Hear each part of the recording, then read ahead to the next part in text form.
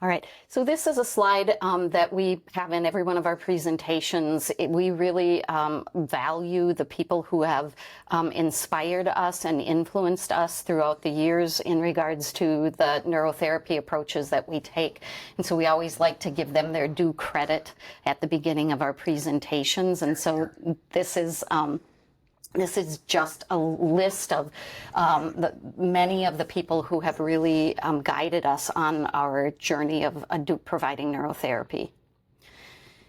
We always get this question, and so we like to start off our presentations by answering it right at the beginning so that people can kind of have that information and set it aside and be able to listen to the rest of the presentation. So is there research on neurotherapy? Our just straightforward answer is yes, there is. We could provide you with lists and lists of bibliographies on the research that's done, but we invite you instead to just go to Google Scholar and do some of your own research on it, and you will find that there is plenty of information about the use of neurotherapies to treat lots of different types of mental health challenges as well as peak performance. So tonight our focus is really talking about ADHD and looking at the idea of what we can do to make assessment more precise. ADHD has a lot of challenges that come along with the diagnosis. It's a very complex neurodevelopmental disorder, and so oftentimes it can show up as ADHD and actually be some other kind of issue occurring.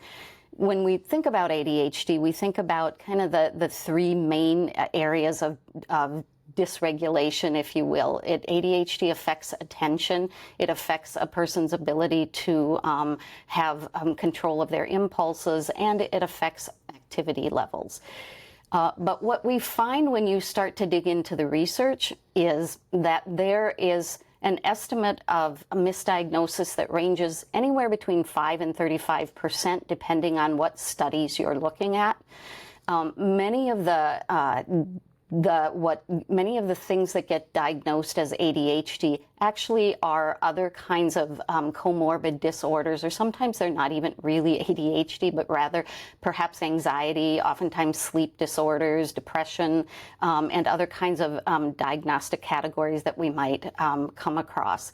So while the research shows that 5 to 35% range of misdiagnosis, what we actually see in our clinic is that usually about 50% of the clients who come into our clinic saying that they have an ADHD diagnosis don't actually show any EEG biomarkers for ADHD. And so we find different types of dysregulation that just manifest in what you might call symptoms that appear to be ADHD, but they are not true ADHD biomarkers. There was a major study that was funded by the National Institute of Mental Health back in 1999 looking at multimodal approaches to treating ADHD. The study was a pretty substantial study, included 579 subjects, which is a pretty robust subject pool. And the subjects ranged at the time in 1999 from age 7 to 9.9 years of age. They have continued to the study and continued to follow those participants over the years. And so you can find a lot of really interesting data about the individuals that were in that study and information about ADHD with them. But some of the things that study really brought forward for us to consider were the effect of medications on treating ADHD. So what they found is that many stimulant medications were helpful for people who actually had a diagnosis of ADHD, but that help lasted pretty significantly for the first year to year and a half. But then by year 3 or so of taking the medication, its impact had really started to wane, and people were kind of regressing back to many of the symptoms that they had had prior to starting the medication. So there are some challenges in terms of just using medication as a way to approach symptoms as the medication starts to lose its effect as people continue to take it. The study also found that 40% of the control group that did not qualify for an ADHD label in 1999. So they just, when they went through the study, they did not qualify to meet the criteria for ADHD. They were later on diagnosed as ADHD in adolescence. And so part of the question that comes to mind then is, why did that happen? If they, what we know according to the DSM is that you would have started to show symptoms earlier on in order to have that diagnosis. And so one of the critiques around this study has suggested that some of what we see with the reason for the diagnosis happening later on has to do with environment. And so those critiques have talked mostly about like external environments, so school environments, environments that where there are peer like peer groups, those sorts of environments. We're going to talk tonight about a different kind of environment that also can play a role in terms of what we might see that might account for some of what starts to appear as ADHD behavior, and that environment is the brain, and we're going to talk about how that can impact. And then one of the other primary bits that came out of that early research study was that although the stimulant medication improved behavior and like the speed of work, so it kind of kept kids on task, it did not really prove any demonstrable improvement in learning, which is ultimately the goal that we have, is for a child to be able to learn. And so what this is indicating is that while the medication was having some impact on behavior, it wasn't really improving the brain's capacity to learn. So that led to desire to have some really strong assessment techniques for identifying ADHD in populations. So we look at kind of neuropsychological assessment as that added piece that came in. And it was actually, we were starting to get more of those assessments prior to that 1999 study, but it really highlighted the need to continue to improve them. And so there's been a lot of work done on enhancing traditional neuropsychological assessment. And so this screen is just showing you the things that are covered when you do a traditional neuropsych assessment. It's a paper and pencil and or computerized test that allows us to assess for things like processing speed, thinking and reasoning skills, memory skills, IQ testing. But we can also look at doing screenings for depression and anxiety so that we can rule out some of those as either as part of what's going on, or if we find that those kinds of symptoms are endorsed, they can sometimes help to explain some of what we might see in terms of the attention difficulties and other kinds of symptoms that you might see in ADHD. So this traditional assessment is really looking at behavior and performance of individuals and some self-report or reports from other individuals, so collateral folks like parents, school personnel, other caregivers. We are going to talk tonight about this idea that while neuropsychological assessment has great value, the traditional approach to neuropsych assessment is simply not enough to help us really get a solid picture of what might be happening for an individual who's experiencing some of those difficulties with attention, impulsivity, hyperactivity. And so when we look at why, kind of the reasons for why neuropsych assessment, the traditional assessment by itself might not be enough, we can kind of group it into some categories of reasons or arguments about that. So neuropsych testing is really testing behavior. It's really focused on measuring performance, and it does not really address the underlying reasons for the behaviors. That's a biological piece. And so we're going to spend some time tonight really kind of promoting this idea of wanting to understand the underlying biological reasons for why the symptoms occur. Neuropsych assessment also lacks some specificity. It has deficits but that when they identify the specific deficit, so perhaps like a processing speed deficit or a reasoning deficit, it isn't necessarily linked to ADHD. Now it could be, but it's not, it's not just ADHD. It certainly could be any other of a numerous number of things that could be causing that. So it identifies those deficits. And even though, if we're just taking the deficits and saying, okay, well, these are good pieces of information, it still isn't giving us the root cause of the deficit. And so if you don't have the root cause, it's going to make it a little bit more difficult for you to be able to address treating that particular deficit to create some improvement there. Another kind of argument with the neuropsych assessment is that its impact, there's an impact of kind of compensating when somebody is doing a neuropsych assessment. So when they come in to do the assessment, they are being asked to do all kinds of cognitive tests and tasks. And because they know they are performing, there is a tendency for some pretty sophisticated coping mechanisms to kick in and to compensate. And so when that happens, we don't actually get a very clear picture of what's happening with that individual, because we're seeing less of the impact due to some of those compensatory behaviors.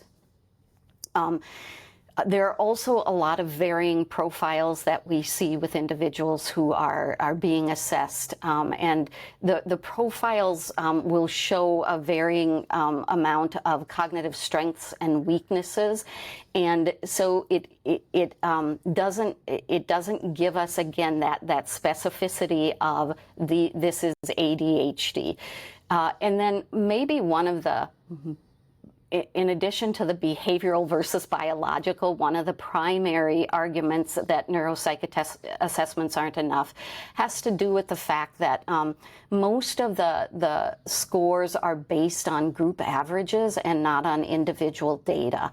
And so they take a person's performance and score it based on a group of performances. And so it really takes out that the individuality of the person that's taking the assessment. And so those are all reasons that we might look at neuropsych assessment and say, maybe there's something more that we need to be looking at. So one of the problems here is that it relies heavily on subjective information. So many of the assessments that are done require subjective information like checklists, interviews from caregivers, parents, school personnel, and also behavioral observations that are made by the individual, either the psychometrist or the neuropsychologist who is doing the actual observing of the behavior while it is happening. And there can be observer error as well, all kinds of research to show bias in terms of being able to report observed behavior. And so all of those may lead to a little less credibility, validity for the assessment. And that can lead to an incomplete picture, and then oftentimes that leads to a misdiagnosis. And the reason misdiagnosis is such a big issue is that when you do not accurately diagnose, you treat what you've diagnosed, and if you've misdiagnosed, then you're mistreating or not providing proper treatment for what is going on with that individual. Now, having talked about kind of where some of the challenges lie with traditional neuropsychological assessment, there's also value in neurocognitive assessments as part of the assessment picture. So what we're really looking at doing is getting a comprehensive picture of the person's cognitive strengths and weaknesses, and neurocognitive assessment can help us do that. It can also help us to establish a baseline of functioning so that when treatment is applied, that baseline can be checked again throughout treatment to see how functioning is improving as treatment continues on. and that can help to determine the effectiveness of the treatment or the lack of effectiveness of the treatment, and then an indication that some other treatment needs to be put into place.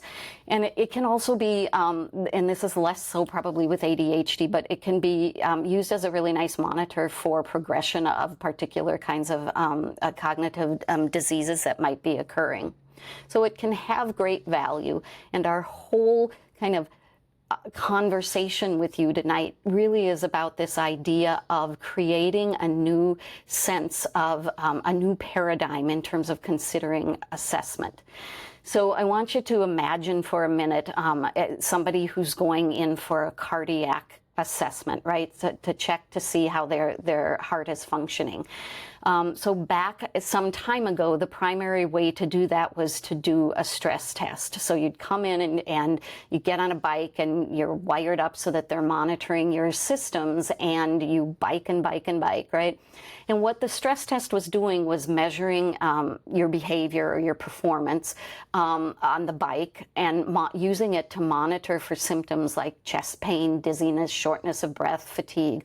All of those are sort of behavioral experiences that are happening. And then that would be used to make some kind of, draw some kind of conclusion about what might be happening within the heart, right? Nowadays, if you are looking to get a similar kind of test to see about your heart functioning, we just simply do a calcium scan, which allows us to image the organ to see how much calcium is present in the organ, and that can give us a very clear picture without having to guess based on behavior.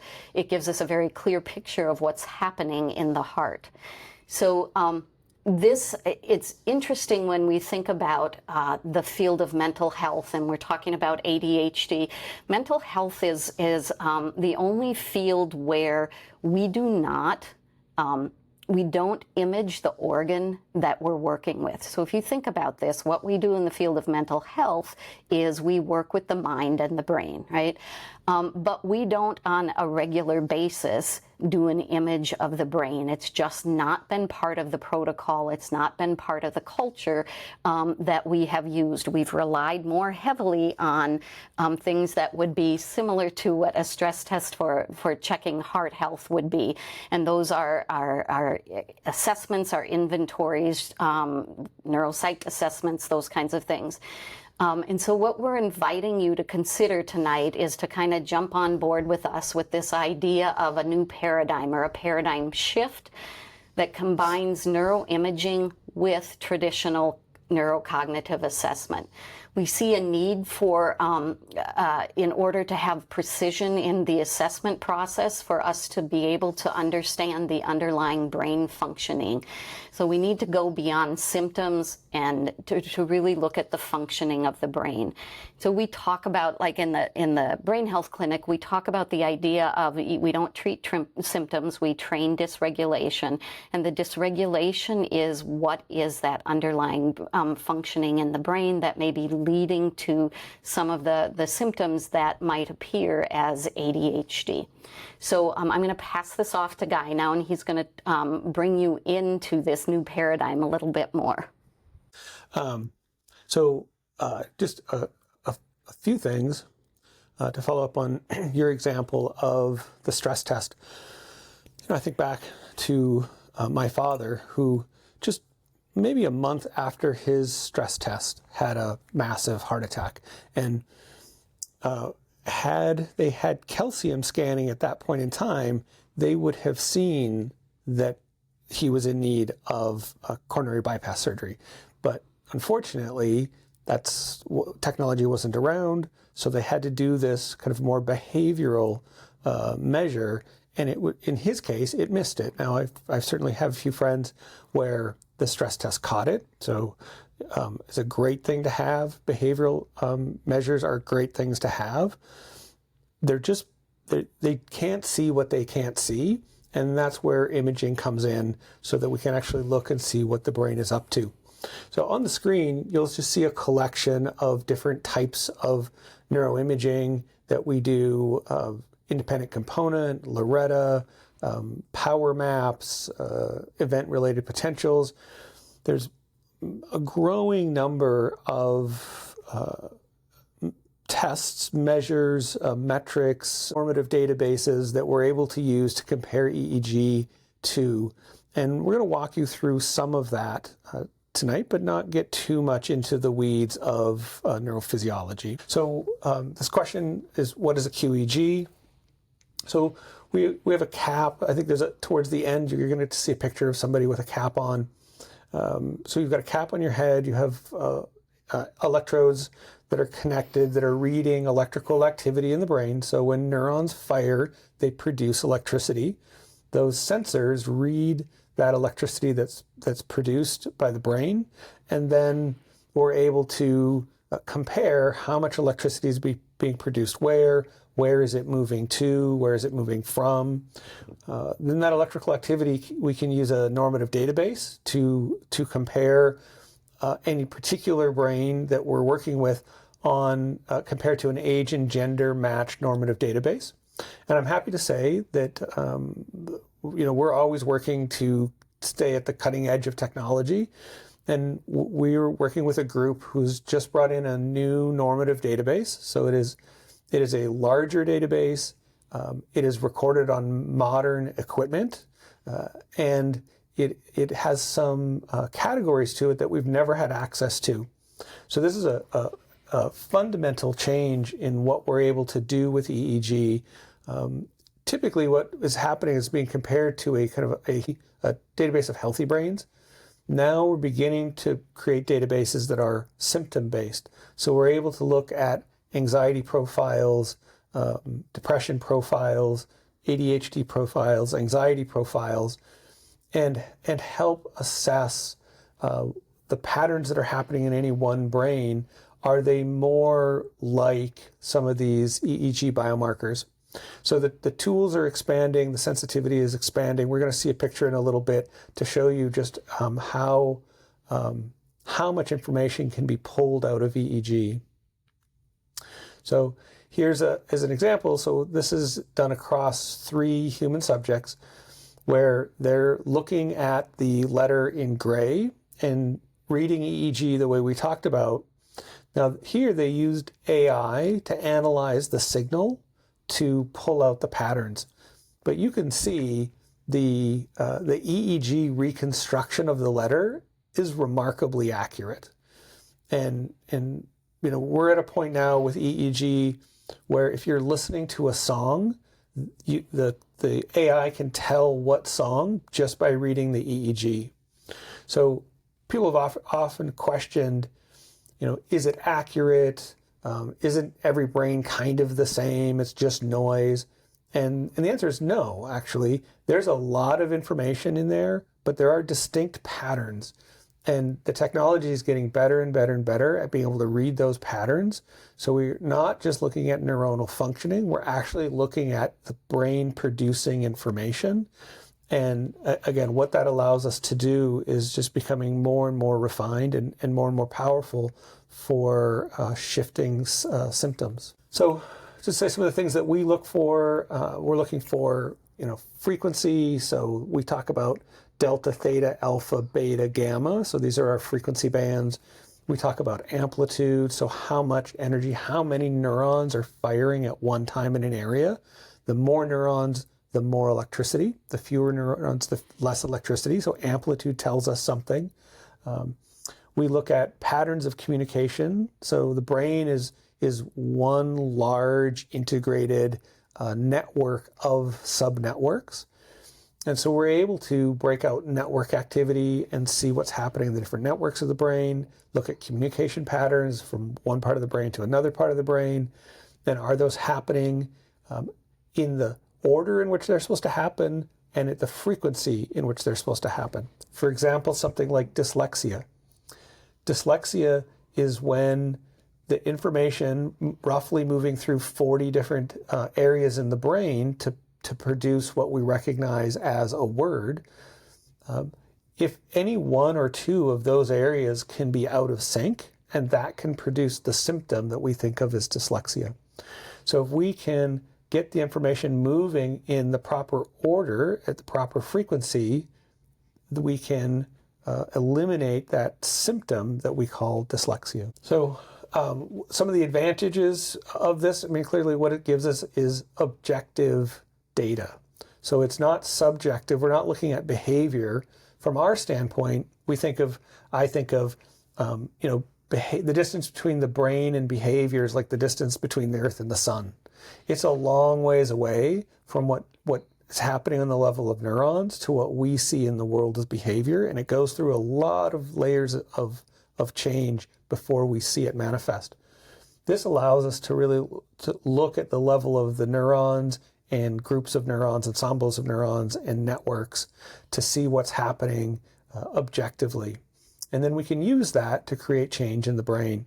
And it's one of the ways that we know that it works is very much the way SpaceX can launch a rocket and get it to land again.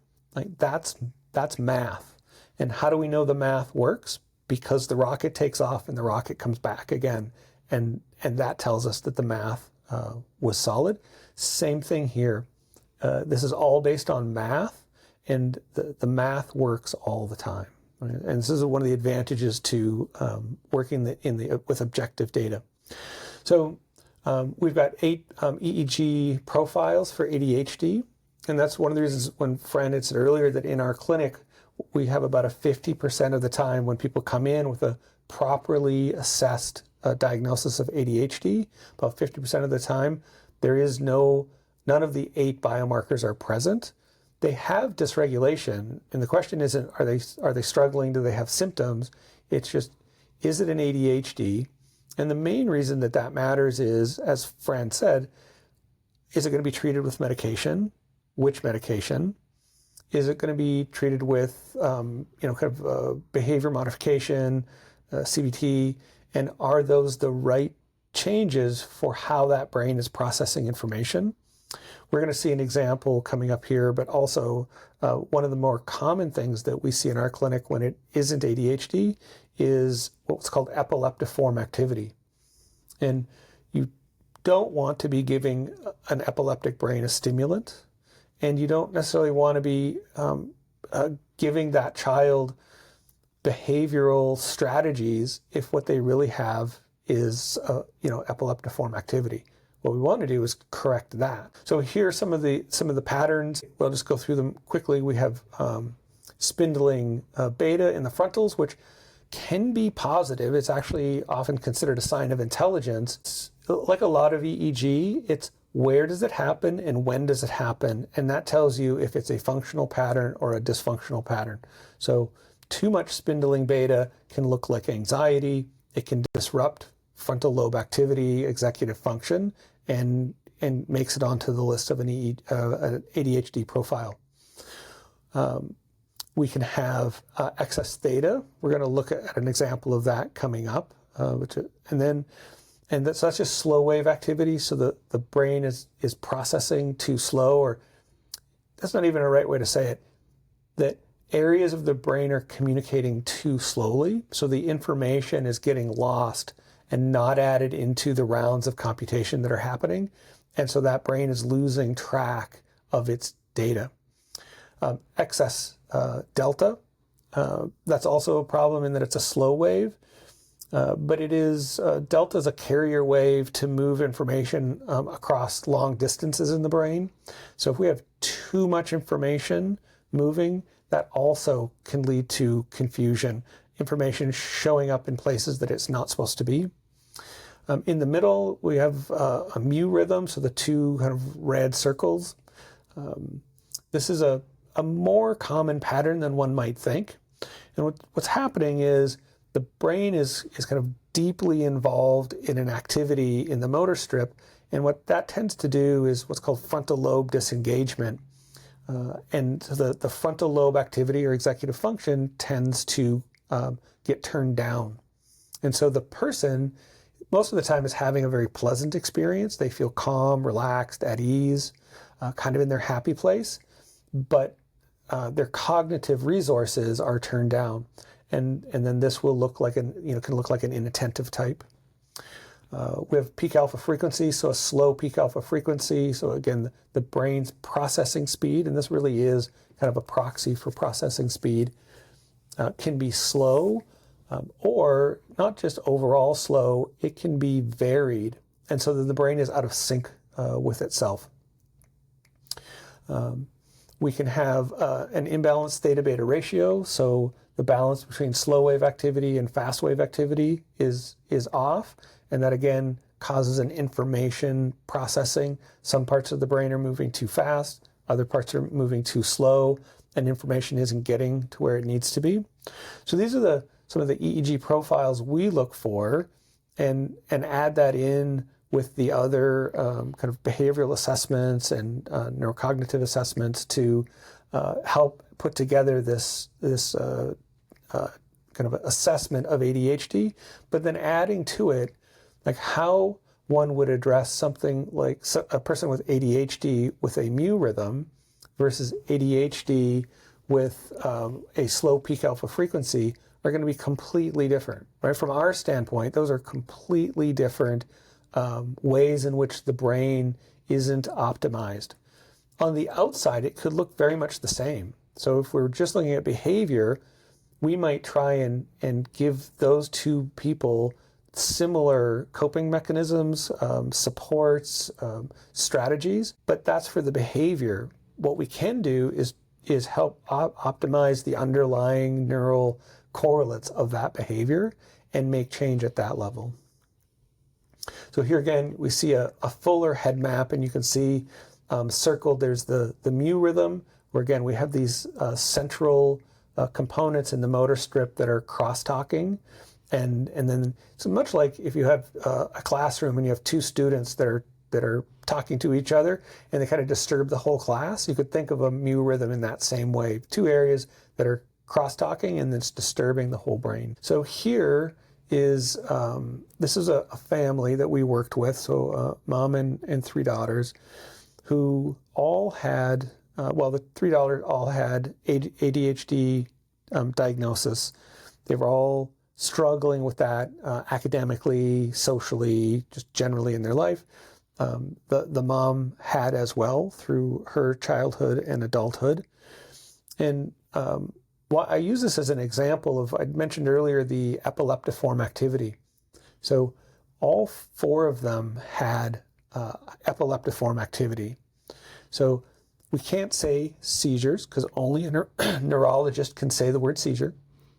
But the best way I tried to describe to them and kind of them sharing with me their experience, me saying, here's what it looks like in your EEG, was as your brain is doing computation, right, predictive processing, it's building in working memory kind of what's happening in your world right now. So let's say a teacher is standing at the board and writing things on the board, writing notes on the board.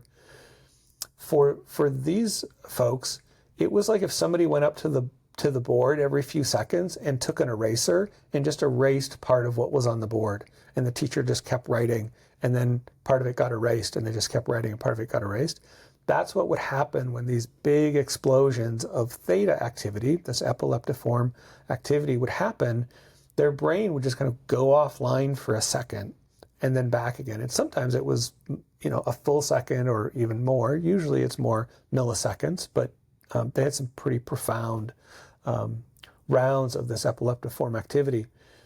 And so on the outside, it just appeared, again, like ADHD inattentive type, where they would just check out for a moment. But what was happening was their brain was kind of exploding with this theta activity. And then they would have to reconstruct the moment around them to kind of catch up. And so that's what life was like for them. Always kind of a step behind, trying to catch up, like what just happened in my world? What am I missing? They, in seeing this information, they did not like the idea of epileptiform activity. They refused the option of having their EEG read by a neurologist and addressing it the way it should be addressed, and continued to go through the standard rounds of treatment with medication, talk therapy, medications for anxiety. And over the years, none of those strategies have worked, and they've all continued to struggle.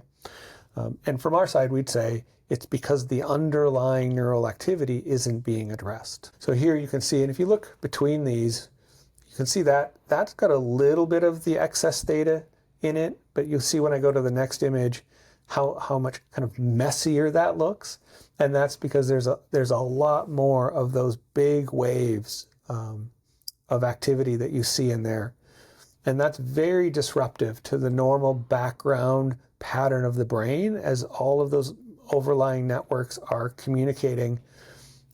Then they have these large disruptions to that, and then they have to reassemble the network on the other side of it. So what we do is we take all of that information and we do a comprehensive report, and then that goes into coming up with a treatment plan. And Fran is going to talk with you about what we do with all of that information to turn it into treatment. Okay, so the goal here obviously is that we want to have kids that look like these kids on the left of your screen, right, that are being successful in life. And in order to do that, you really have to take care of the brain. And so that's what we do in the clinic here. Taking care of your brain includes all kinds of things like being physically active, having adequate sleep, healthy diet, looking after your heart, being heart healthy in that way, but also training your brain. And that's what we're going to spend a little bit of time looking at now, is the different ways that we go about doing that. So we take all of that information, like Guy said, from the QEEG and the ERP that we do. We take all of that analysis information, and if we've done a neurocognitive assessment with them, we include that in there as well. And then we start to look at options that will help the individual address that underlying brain dysfunction that we have identified through the QEEG process. So we have a lot of clients who come to us because they aren't interested in taking medication for the symptoms that they have that appear to be ADHD diagnostically. And so they're seeking some kind of non-pharmaceutical intervention. Oftentimes that's prompted by things like difficult side effects. We all know how stimulant medications can affect appetite, and with kids that can be very problematic.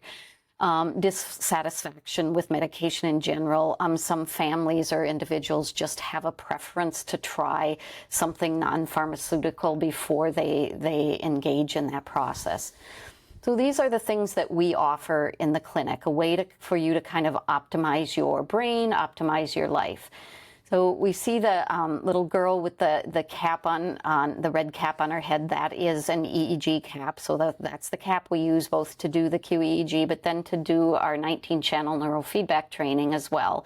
You see the woman over on the right side with the big black coils on her head, and you can see a red sensor underneath one of the coils. That's neurostimulation, and so we oftentimes will provide that in clinic as well.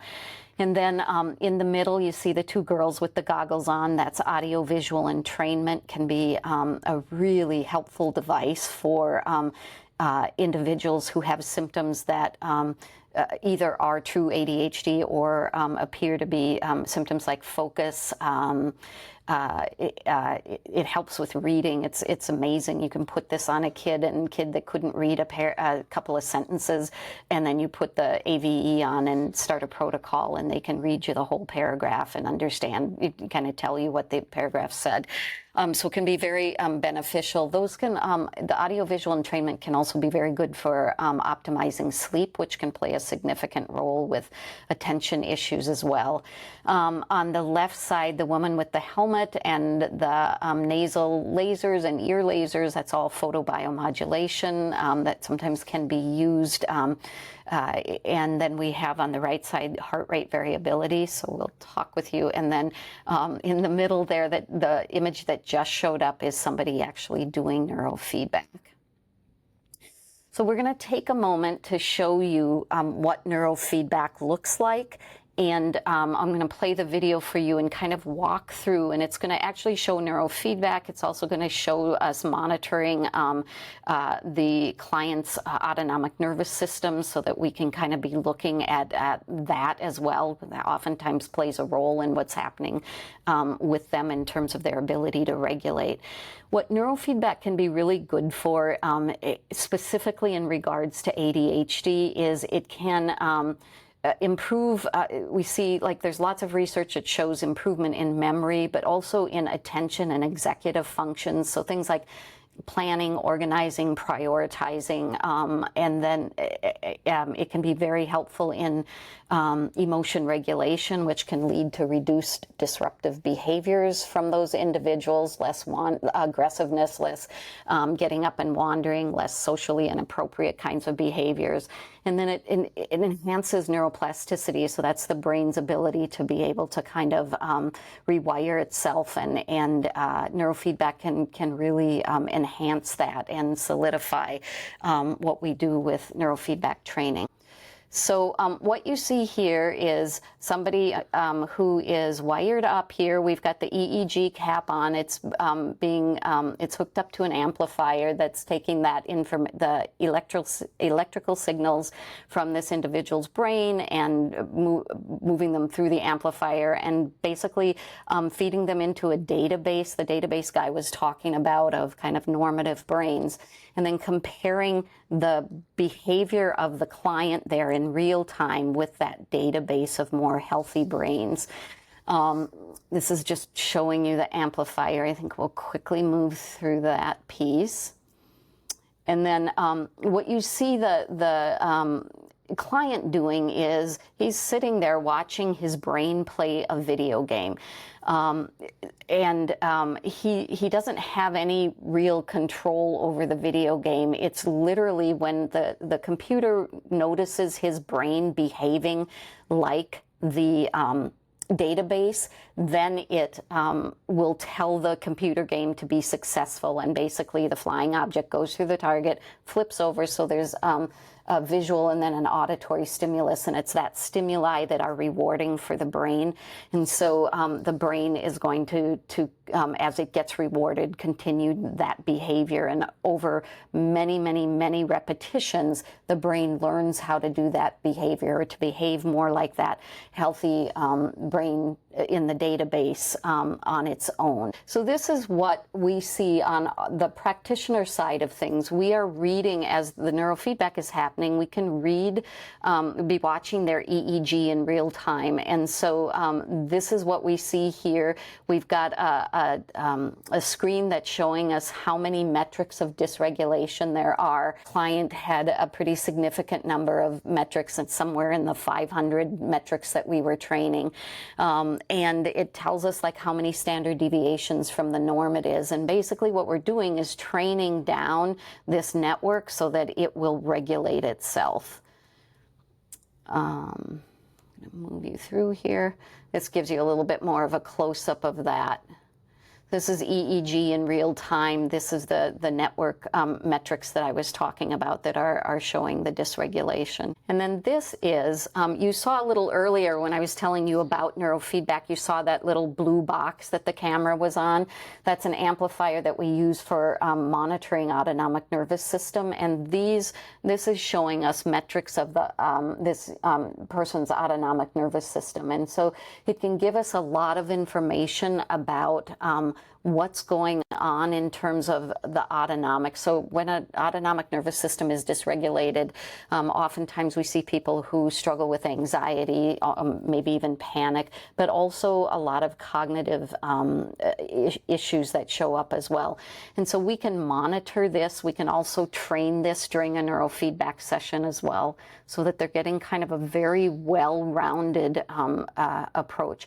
The other thing I will say about neurofeedback is that oftentimes like in between a round of neurofeedback. So we might do an 8-minute round and then we take a little break and do another 8-minute round.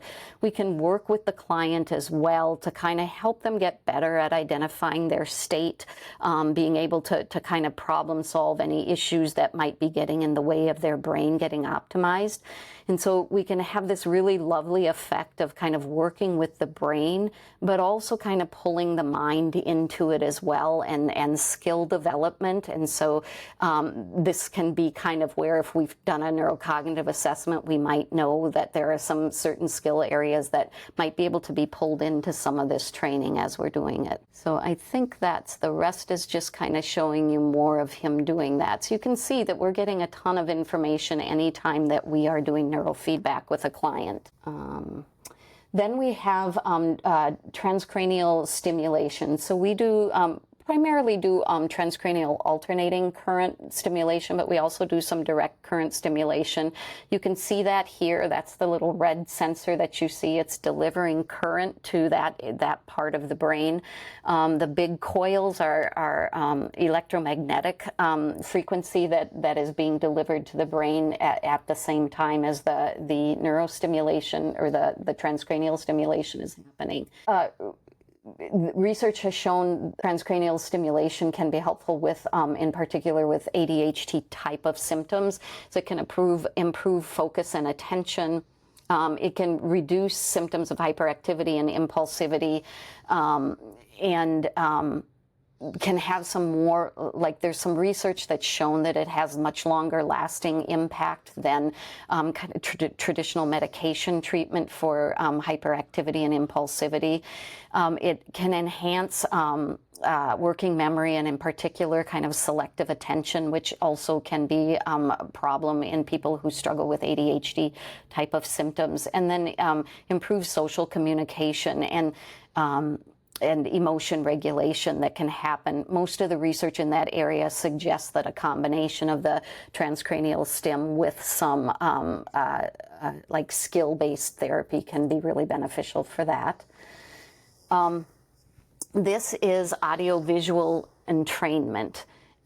So this is like one of my favorite devices that I have ever come across, because I feel like it is it can be used for so many different things, and I feel like every family should have one of these.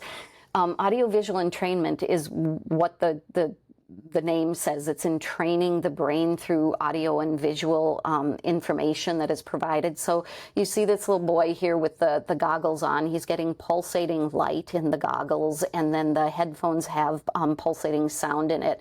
And they're pulsing at a particular brainwave frequency, or frequencies based on what protocol he has playing in that box that you see him holding on to. There's a set of, there are 25 or 30 different protocols that are in the audiovisual. They're already pre-programmed in there. Fall into areas like emotion regulation, focus and attention, kind of calm, like meditative states, sleep, brain brightening kinds of states of the brain. And so they work fantastic. There's just a plethora of research on ADHD and audiovisual entrainment. It works just tremendously well to improve focus and attention, and to reduce the hyperactivity and impulsivity. It also works really well in emotion and mood regulation, which can be such an important piece of what has to happen with ADHD in order for people to be successful in managing their symptoms. Enhanced cognitive performance, problem-solving skills, better memory, executive functions, those kinds of things. I talked about the reading skills previously. But the thing to pay attention here is that these are those changes that happen, those improvements that happen, are because the brain is being entrained, right? And so it is being trained to move into a particular state, so to speak, and then what's interesting about it, even though it's kind of like a treatment approach, so you use it daily or twice daily, depending on what your preference is and your ability to be able to do that. But if you use it daily over time, the brain just gets a little bit more used to being in particular states, like to being, like with improved attention, to have more of an increased beta wave, right? And it gets used to doing that, and in particular settings can just kind of start to move itself in there a little bit easier.